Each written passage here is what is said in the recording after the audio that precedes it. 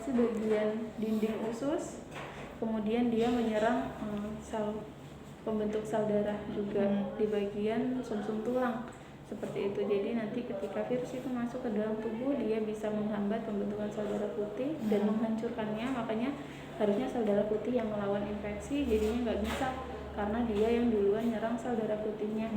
Kemudian kalau biasanya sih dari cek darah itu biasanya trombosit juga akan ikut turun. Makanya pada kucing yang menderita panleukopenia itu dia bakalan pupnya mancrat dan baunya agak amis karena dia bercampur sama dinding ususnya tadi yang mengalami ruptur gitu. Kalau si virus ini masuk, dia pertama masuk itu misalkan menginfeksi, belum langsung nunjukin gejala ya, ada masa inkubasinya dulu. Jadi dia ada 3 sampai 7 hari itu dia inkubasi dulu di dalam tubuh. Makanya saya bilang ini kan adanya 1 minggu. Bisa jadi memang dia sudah mendapatkan infeksi masuk dari lingkungan sebelumnya, cuma belum nunjukin gejala. Kemudian dia pindah tempat, di tempat baru dia bakalan adaptasi, pasti ada stresnya, nafsu makannya menurun.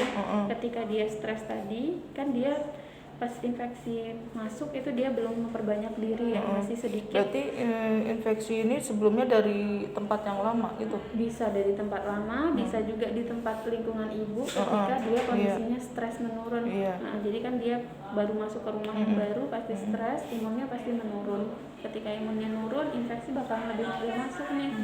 Ketika infeksi masuk, dia membutuhkan waktu untuk inkubasi dulu ya, dia akan inkubasi, kemudian masuk. Setelah masa inkubasi ada masa namanya masa kritis. Masa kritis ini setelah virus masuk dan terbanyak diri, dia bisa menyebabkan gejala di kucingnya. Jadi muncul gejala. Masa kritisnya di pandai ada 7 sampai 14 hari. Selama masa kritis inilah yang menunjukkan gejala muntah, gejala diare. Kalau kita cek darah, biasanya sel darah putihnya sudah sangat low, diikuti dengan penurunan trombosit seperti itu, dan ada kondisi anemia juga. Gitu ya Bu ya.